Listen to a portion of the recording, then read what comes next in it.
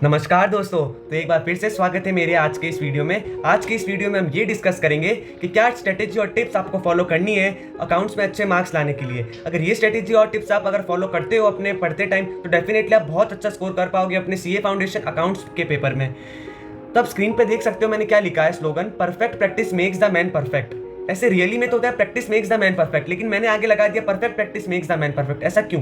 क्योंकि प्रैक्टिस तो हम सब कर रहे हैं लेकिन उसका कई बार रिजल्ट नहीं आता है। तो उसके पीछे रीजन ये है कि हम प्रैक्टिस ढंग से नहीं कर रहे हैं। अगर आप परफेक्ट प्रैक्टिस करोगे तब आप एकदम परफेक्ट बन पाओगे। तो अकाउंट्स में आपको ये हमेशा अप्लाई करना होगा, आपको मेहनत करनी है, सही तरीके से करनी है। तो ये आपको अकाउंट्स में फॉलो करना होगा। अब चलो फर्स्ट टिप मैं आपको बताऊंगा, वो ये है कि cover all illustrations and practical problem first of ICI study material. आपका आईसीआई स्टडी मटेरियल मैं आपको हमेशा कहता हूँ वो आपका बेस बनता है, तो आपको वो कभी भी स्किप करके नहीं जाना है। क्योंकि हमेशा एग्जाम में मैंने देखा, इस बार हमारे एग्जाम में भी 2-3 क्वेश्चन डायरेक्ट एग्जाम में पूछ लिए थे टेक्स्ट बुक से आईसीआई के। तो आप अगर वो कवर कर लेते हो तो आपके 20-25 मार्क्स तो ऐसे ही आ जाएंगे, मैं आपको कह देता हूँ। तो आपको ये अच्छे से कवर कर लेना, इलस्ट्रेशन जो दिए है वो और प्रैक्टिकल प्रॉब्लम जो पीछे दिए हुए रहते हैं हर चैप्टर के, वो आपको हमेशा खुद से सॉल्व करने ही चाहिए। और आप देखोगे एग्जाम में वो सेम टू सेम आते भी है हर बार। तो फर्स्ट पॉइंट तो ये था। सेकंड पॉइंट ये होगा, don't just see only sums, also practice them in the book. हम काफ़ी बार क्या करते हैं, सब देख लेते ऊपर ऊपर से सम, अच्छा ऐसे ऐसे किया, हाँ ऐसे किया, ये प्लस किया, ये माइनस किया, इसमें ऐसा हो रहा है, उसमें वैसा हो रहा है, लेकिन हम उसको प्रैक्टिस ही नहीं करते बुक में। एग्जाम में आपको एग्जामिनर तभी मार्क्स देगा ना जब आपने उसको अच्छे से प्रेजेंट किया हुआ हो कि कैसे ये हुआ है। ऐसे थोड़ा ना आपकी ओरल स्किल्स आपकी चेक करेगा कि आपको कितना अच्छे से आ रहा है। तो आपको सिर्फ सम्स को देखना नहीं है, आपको उसको अपने हाथ से नोटबुक में सॉल्व करना है, तब आप एग्जाम में अच्छा परफॉर्म कर पाओगे। सेकंड टिप ये थी।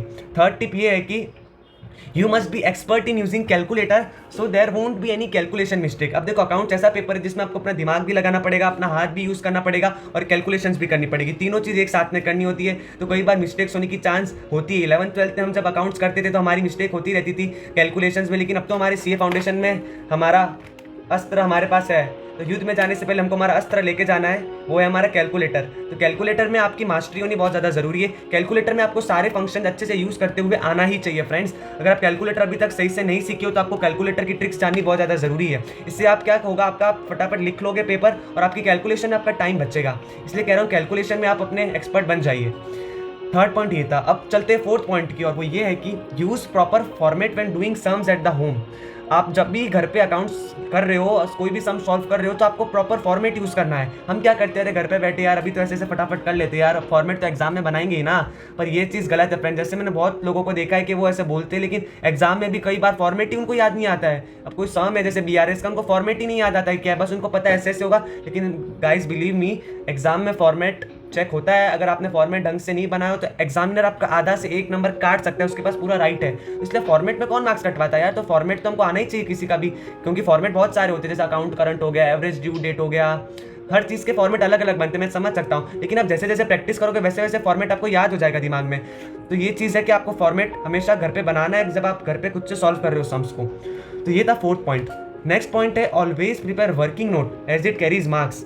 मैं हमेशा कहता हूँ अगर अकाउंट्स में आप वर्किंग नोट नहीं बनाते हो तो आपके कई मार्क्स कट सकते हैं एग्जाम में। जैसे कंसाइनमेंट चैप्टर हो गया, आपका डेप्रिसिएशन चैप्टर हो गया, इन सब चैप्टर में आपके वर्किंग नोट बहुत हैवी मार्क्स कैरी करते हैं। जैसे कंसाइनमेंट का 10 मार्क्स का क्वेश्चन आता है, उसमें वर्किंग नोट आता है हमेशा कि आप क्लोजिंग स्टॉक का वैल्यू बताओ, क्लोजिंग कंसाइनमेंट स्टॉक, बाद में एबनॉर्मल लॉस का वैल्यू कैलकुलेट करो। तो आपको अलग से वर्किंग नोट उसका नीचे बनाना पड़ेगा। कंसाइनमेंट अकाउंट के नीचे आपको उसका एक वर्किंग नोट बनाना पड़ेगा बढ़िया से कि आपने कैसे कैलकुलेट किया। ये एग्जाम में मार्क्स कैरी करता है। 10 मार्क में से कम 3 या 4 मार्क आपको उस वर्किंग नोट के मिलते हैं। इसलिए सिर्फ ऐसा नहीं कि कंसाइनमेंट अकाउंट बना दिया तो मुझे 10 मार्क मिलने ही मिलने वाले, ऐसा कुछ फिक्स नहीं होता गाइस। अगर आपने वर्किंग नोट प्रॉपरली बनाया हो फॉर्मेट के साथ तो आपको पूरे 10 मार्क्स मिलेंगे, अगर आपने राइट किया हो तो ये था कि प्रॉपर वर्किंग नोट आपको बनाने बहुत जरूरी है। 6 point, don't ignore theory, approx weightage 15 to 20 marks. ये गाइज आपको कितनी खुशी होनी चाहिए कि अकाउंट्स में भी 15 से 20 मार्क की थियरी पूछते हैं डायरेक्ट। हाँ गाइज, अगर आप सिर्फ सोच रहे हो अकाउंट्स में तो सिर्फ सम सॉल्व करने होते हैं, प्रैक्टिकल प्रॉब्लम सब कर लो अच्छे से हो गया काम, ऐसा नहीं होता है। आपको थियरी पे भी प्रॉपरली फोकस करना है। थियरी में रेवेन्यू एक्सपेंडिचर, कैपिटल एक्सपेंडिचर, ऐसे क्वेश्चन पूछ लेते हैं, ट्रू फॉल्स में आते हैं गाइज। तो आपको थियरी जो पीछे दी हुई है ना टेक्स्ट बुक में, वो कर लो तो इनफ रहेगा मेरे हिसाब से, तो क्योंकि वहाँ से क्वेश्चन पूछती है आईसीआई। तो 15 से 20 मार्क फ्रेंड्स आपके थियरी में ही आ रहे, तो वो आप क्यों स्किप करना चाहते हो, तो वो आपको करके ही जाना है एग्जाम के पहले। Don't ignore theory. 6th point है, for additional practice do RTP, MTP and PYQ. सिर्फ आईसीआई स्टडी मटेरियल से मैं ऐसा नहीं कह रहा हूँ कि पूरा 100% पेपर वहीं से आएगा, लेकिन वहाँ से 3-4 क्वेश्चन, 2-3 क्वेश्चन आते हैं हर पेपर में।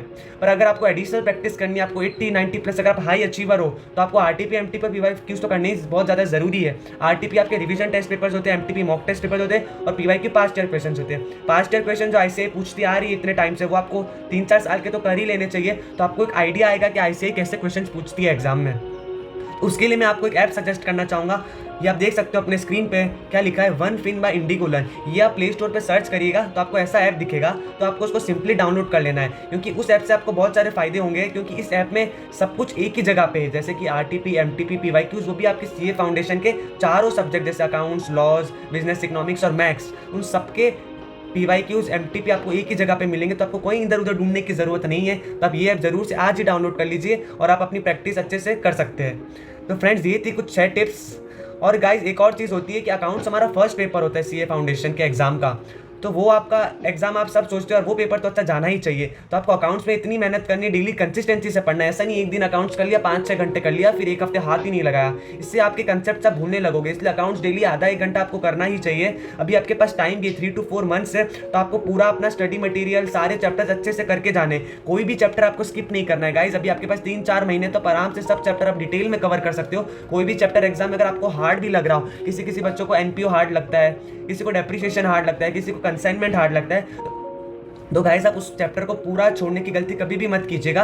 आपको उसमें से आपको जितना आ रहा है वो आप उतना कर लीजिए, क्योंकि एग्जाम में कई बार इजी क्वेश्चंस पूछ लेते हैं उस चैप्टर से जो आपको आता है, लेकिन हम डिमोटिवेट हो जाते हैं, यार ये चैप्टर तो मुझे एकदम भी नहीं आ रहा है, इसमें तो मेरा टैली नहीं हो रहा बैलेंस शीट। गाइस आपको स्टेप मार्किंग के भी मार्क्स मिलते हैं एग्जाम्स में। ऐसा नहीं होता कि पूरा अगर बैलेंस शीट टैली हुई तो ही मुझे 15 मार्क्स मिलेंगे, तो ही मुझे 20 मार्क्स मिलेंगे। अगर आपने जितना भी किया हो ना, 15-20 में से चलो आपको 6 या 7 मार्क्स तो मिल ही जाएंगे। तो ये कितना फायदा रहेगा फ्रेंड्स। तो इसलिए आपको ये पूरा चैप्टर कभी भी कोई भी मत छोड़ना, भले ही आपको हार्ड लगे, थोड़ा बहुत कर लेना उस चैप्टर में से, तो ये आपको ज़रूर हेल्प करेगा। तो ये थी गाइस कुछ स्ट्रेटेजी और टिप्स जो मैंने फॉलो की थी, और डेफिनेटली मेरे बहुत अच्छे मार्क्स बने भी थे। मेरे 71 मार्क्स आए थे 100 में से। तो अगर आपका भी दिसंबर या मई में एग्जाम है, अगर आप अकाउंट्स में ये स्ट्रेटेजी और टिप्स फॉलो करते हो, तो डेफिनेटली आप बहुत अच्छे मार्क्स से पास होंगे। तो गाइस अगर वीडियो अच्छी लगी हो तो ज़रूर से मेरी इस वीडियो को लाइक कीजिए, शेयर कीजिए और सब्सक्राइब कीजिए चैनल को। तो चलो मिलते हैं इसी की कोई नेक्स्ट वीडियो में, तब तक के लिए जय हिंद, जय भारत।